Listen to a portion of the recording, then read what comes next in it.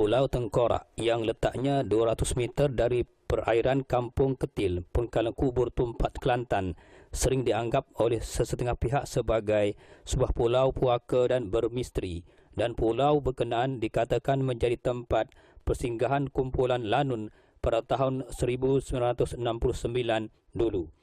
Nama Tengkorak telah diberikan oleh penduduk kampung pada masa itu berikutan Ketua Lanun bernama Tok Sangniaya telah membunuh sekurang-kurangnya 1,000 orang, lalu mayat-mayat yang dibunuh itu dihumban dan ditimbuskan di pulau tersebut. Sejak itu, penduduk dari kampung berkenaan mendakwa Pulau Tengkorak berpuaka. Sehingga tarikh 21 Januari 2010 dan 18 Februari 2011 lalu, dikatakan tiada siapa yang berani menjejakkan kaki ke pulau tersebut.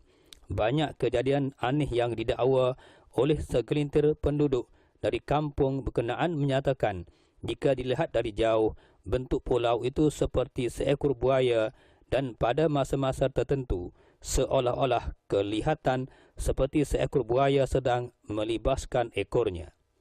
Dari dakwaan penduduk terbabit, sudah agak ramai yang menerima natijah akibat menjejakkan kaki ke pulau itu seperti disorok.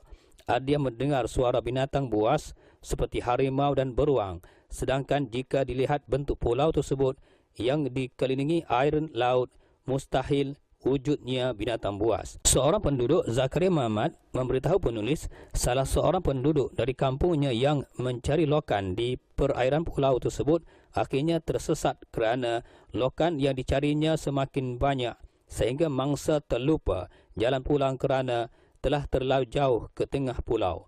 Pada masa itu, Pulau Tengkorak masih belum ditumbuhi hutan tebal, tidak sebagaimana hari ini. Banyak lagi kejadian aneh dan penuh misteri yang dianggap tidak masuk akal dialami oleh beberapa penduduk dari kampung berhampiran sewaktu menjejakkan kaki ke pulau itu. Namun, sudahnya mereka tidak kembali ke dunia manusia kerana telah digaibkan ke dunia jin, di mana ada yang mendakwa terdapat dua kumpulan jin Islam dan jin bukan Islam telah menghuni dan menetap di pulau itu sejak dulu. Disebabkan fobia dengan kejadian itu, beberapa penduduk dari kampung Ketil itu mendakwa kalau diupah ke pulau tersebut RM1,000 pun mereka tidak akan ke sana, biar rugi duit daripada menerima bala dan padah. Disebabkan tiada manusia yang menjejakkan kaki ke pulau itulah yang menyebabkan pulau berkenaan ditumbuhi pelbagai spesies tumbuh-tumbuhan yang agak subur sehingga batangnya sebesar paha orang dewasa. Bagi penulis, Pulau Tengkorak bukanlah pulau puaka dan mengusik.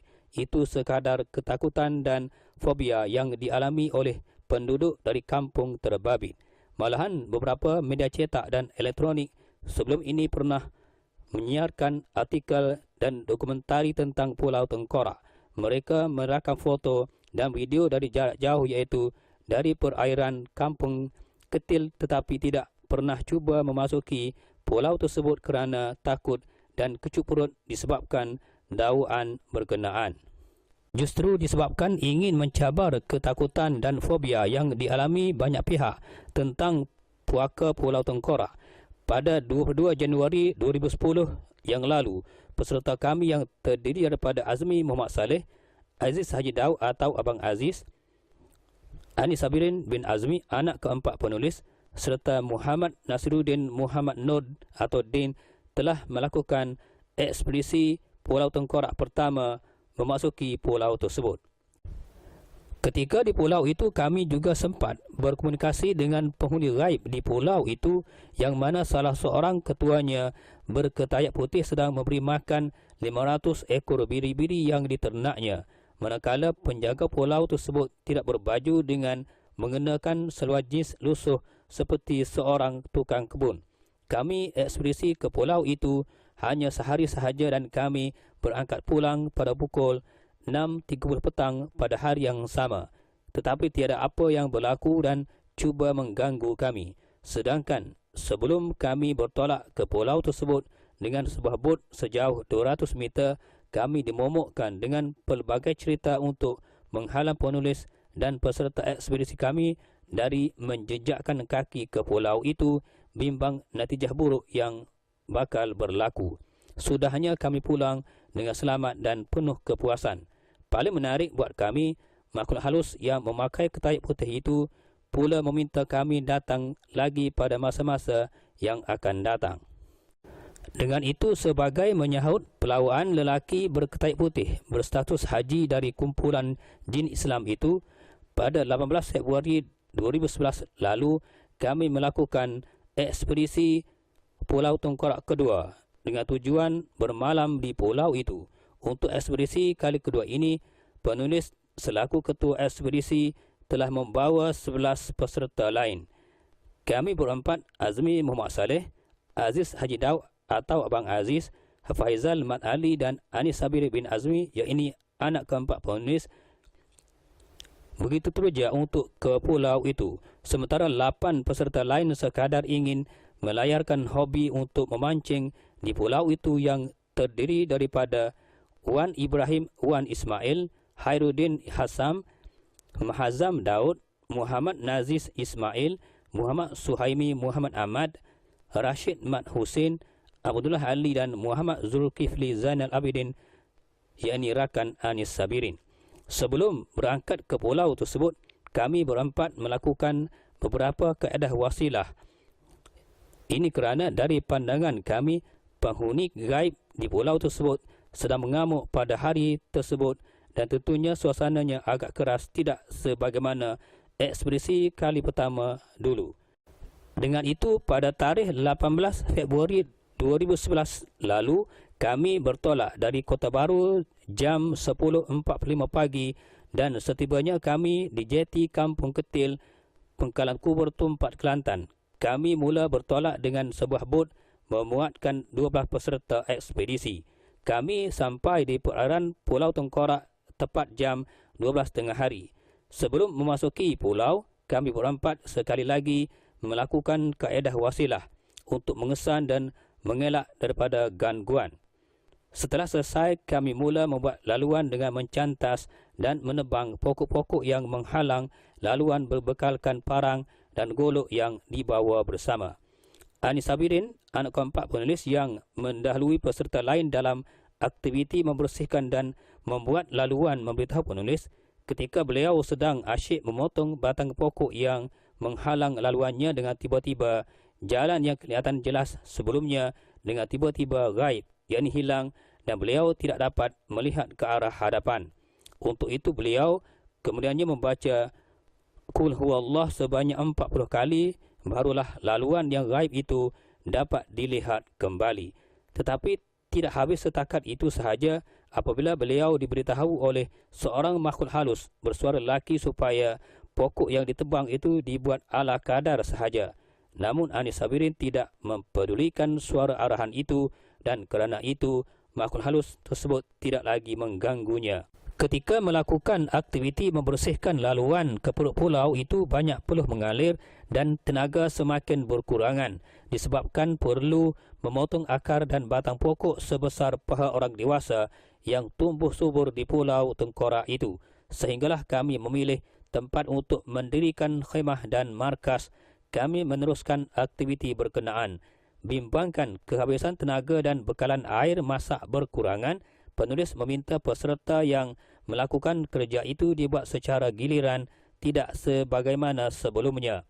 Kami selesai membersihkan segala semak samun dan hutan belukar jam 12.45 tengah hari. Sebelum membina markas, penulis selaku ketua ekspedisi mengalunkan azan untuk memaklumkan kepada penduduk di kalangan makhluk gaib di pulau itu bahawa kami telah menjejakkan kaki ke pulau tersebut. Peserta kami siap membina markas kira-kira jam 3.30 petang. Setelah berehat selama setengah jam, peserta-peserta lain mengambil peluaman di air masin. Ada yang pergi mencari lokan untuk bekalan barbecue pada sebelah malamnya nanti.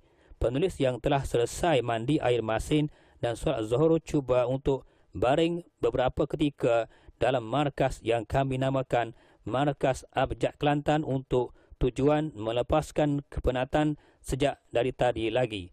Ketika penulis sedang berehat itu, penulis dapat melihat dengan jelas bahawa markas yang kami bina itu betul-betul di tengah ruang dalam istana jin di Pulau Tengkorak itu. Kami sengaja membina markas sedemikian dalam usaha untuk meneroka, menakluk dan menjajah pulau itu dari dimiliki oleh makhluk gaib dari bangsa jin Islam dan jin bukan Islam itu. Kami telah melakukan kaedah wasilah dengan menganggap makhluk halus di bawah tapak kaki kami. Tujuan kami membina markas yang berlilitkan plastik putih yang mana laluan masuk dari arah jalan yang kami rentas dan laluan keluar dari sebelah sana adalah untuk mengelakkan kejadian yang tidak diingini. Peserta yang tidak mengetahui kaedah sedemikian perlu menurut arahan kami supaya berada dalam keadaan selamat. Manakala pada sebelah malamnya, mereka perlu bersama kami dan tinggal di dalam markas yang telah disiapkan itu, tetapi tidak boleh keluar sesuka hati. Pengalaman waktu malam sehingga pagi amat menarik buat kami. Ini kerana dalam masa kami mengadakan barbecue dengan memasang unggun api untuk membakar lokan dan ikan yang telah dapat dipancing pada sebelah petangnya, penulis mengambil kesempatan itu untuk merakam foto kenangan. Dalam banyak foto yang penulis rakam pada malam tersebut, terdapat 2 keping foto makhluk halus yang berjaya dirakam menggunakan lampu kilat kamera. Dalam 2 keping foto tersebut, sekeping darinya kelihatan 4 makhluk halus berjaya dirakam. Di antara bentuk makhluk halus dalam foto itu adalah lembaga cahaya bermata biru, lembaga tengkorak, lembaga seperti manusia yang mempunyai tangan yang agak besar, serta lembaga seperti manusia berketayak hitam atau berambut hitam. Setelah malam semakin larut, kami mengambil tempat masing-masing untuk melelapkan mata. Namun kami sebenarnya tidak dapat melelapkan mata disebabkan serangan nyamuk yang datang silih berganti. Ketika jam menjengah 3 pagi, penulis dapat mendengar suara seperti ada sesuatu sedang berlari dengan agak laju dan pantas dari arah luar markas yang kami bina itu, dan kemudiannya penulis dapat melihat lembaga perempuan sedang melilau dan memandang ke arah kami dari balik tiang keluar markas. Tetapi lembaga perempuan tersebut kemudiannya gaib setelah penulis melihat ke arahnya dengan tepat. Selang setengah jam selepas itu pula, rakan penulis bernama Faizal Mat Ali memberitahu beliau melihat lembaga perempuan tadi sedang meniup lilin yang sedang menyala itu sambil dirinya mencangkung. Pada mulanya Hafaizal menganggapnya tidak masuk akal kerana pada malam itu tiada angin yang berhembus, tetapi melihatkan api lilin yang sedang beralun ke sana kemari agak tidak munasabah. Setelah beliau memerhatikan ke arah lembaga perempuan itu, lembaga itu kemudiannya gaib. Jika beliau tidak memerhatikan gelagat lembaga itu, sudah tentu barangan yang diletakkan berdekatan dengan api lilin itu akan terbakar. Rupa-rupanya, lembaga perempuan itu sengaja meniup api lilin yang sedang menyala untuk membakar barangan kami di situ. Penulis yang tidak dapat melelapkan mata walaupun sekejap pada malam tersebut turut menyaksikan Aziz Haji Daud atau Abang Aziz turut gelisah kerana terpaksa menepis nyamuk yang datang mengganggu dan menggigit mukanya. Kerana bosan dengan keadaan itu, beliau bangkit untuk membuat unggun api dalam usaha untuk mengurangkan gangguan nyamuk-nyamuk itu. Tetapi dalam beberapa minit kemudiannya, Abang Aziz memberitahu penulis beliau juga turut ditegur oleh lembaga lelaki berambut hitam sebagaimana dalam foto yang berjaya dirakam oleh penulis yang meminta beliau tidak menghabiskan atau membakar kesemua kayu yang dikumpulkan di tepi markas kami. Geram dengan teguran lembaga lelaki berambut hitam itu, Abang Aziz menempelak lembaga lelaki itu bahawa kalau makhluk itu menghalang juga, beliau akan membakar makhluk halus termasuk pulau itu pula. Selepas itu, makhluk halus yang menegurnya gaib dan tidak menampakkan dirinya sehingga waktu pagi. Pada pagi esoknya 19 Februari 2011 kami berangkat pulang jam 8 pagi. Kejayaan kami menjejakkan kaki ke Pulau Tengkorak adalah sesuatu yang indah dan mencatatkan sejarah yang tersendiri yang tidak pernah dilakukan oleh pihak-pihak yang lain. Tetapi paling menarik lagi apabila kami dapat membina markas Abjad Kelantan, kami juga turut menyenaraikan dan memahatkan nama peserta kami yang dapat meneroka, menjelajah, menjajah dan menakluk Pulau Tengkorak yang dikenali sebagai pulau paling berpuaka, juga sebagai peserta pertama yang dapat berbuat demikian, sedangkan tiada pihak lain yang sanggup berbuat demikian.